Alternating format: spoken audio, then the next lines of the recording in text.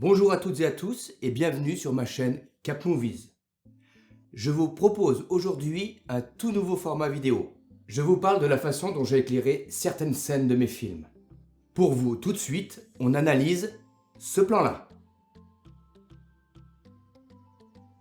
Alors comme d'habitude, un petit pouce bleu, un commentaire et surtout, abonnez-vous pour soutenir et faire vivre notre chaîne.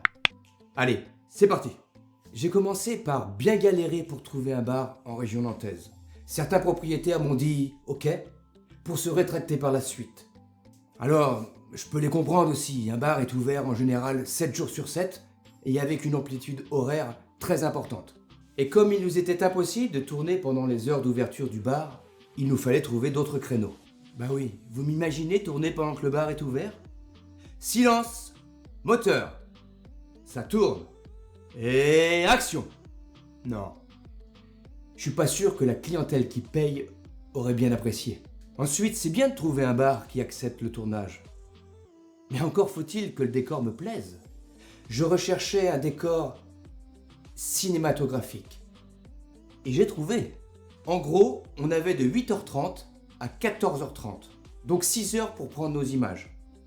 Mais attention, 6 heures tout compris. Montage, installation et démontage. Alors quand on est 20 personnes dans l'équipe technique, ça peut aller. Mais quand on est 3 ou 4, je peux vous garantir qu'il ne faut pas chômer. On est revenu plusieurs fois sur site pour prendre des photos et des petites vidéos et mettre les choses au point avec le propriétaire. Un gros souci. Il y a 6 frigos derrière le comptoir et un gros moteur pour refroidir la bière en fût. Et ça fait beaucoup de bruit. Il y a un Velux situé à 4,50 m de haut qui doit être impérativement obstrué. Il dégage beaucoup trop de lumière. Notre scénario étant écrit, il y a 2 plans importants. Le premier, la table des 2 acteurs, qui nécessitera 3 axes caméra différents. Et le second, le fameux comptoir, qui fait beaucoup de bruit, qui lui nécessitera 4 axes différents. On a une dizaine de figurants environ qu'il a fallu placer à des endroits bien spécifiques dans le cadre. Et comme le tournage s'est déroulé sur 3 samedis différents, les 2 premiers samedis sont à 15 jours d'intervalle et le 3e samedi se fait 30 jours plus tard. Eh bien, il a fallu remettre pour chaque samedi toute la disposition des tables en place. Nous avons utilisé la caméra Red Komodo Super 35. On avait uniquement 2 objectifs, un 20 mm qui ouvre à 1.9 et un 50 mm qui lui ouvre à 1.5. On a tourné en 6K au format 2.37, ce qui donne respectivement un 28 mm environ et un 70 mm environ pour du plein format. Voyons comment j'ai éclairé cette première scène et ce premier plan. Voici donc comment j'ai éclairé cette première scène et ce premier plan.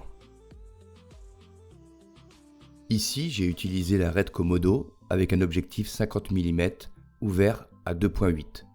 2.8 qui me permettait d'avoir une profondeur de champ un peu plus importante pour cibler nos 2 personnages. L'utilisation d'un tissu noir à remplissage négatif me permet de garder de l'ombre sur la moitié des visages de nos 2 personnages. Sinon, par reflet d'une vitre se trouvant à proximité, nos 2 personnages auraient été totalement éclairés.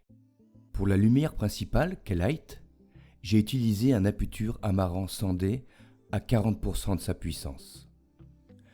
J'utilise également, pour atténuer les ombres et diriger les faisceaux, une softbox Godox 90 par 60 avec une grille dit nid d'abeille.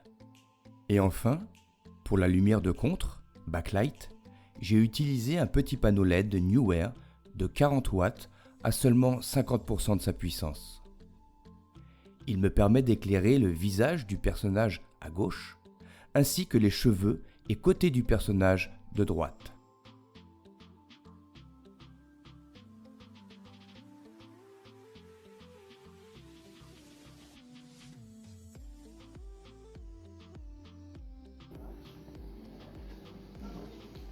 Moi, le cadrage il est bien.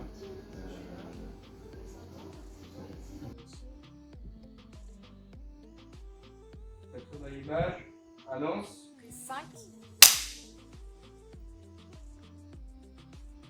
Action. Juste un café. Merci. Très bien, madame. Je vous apporte ça tout de suite.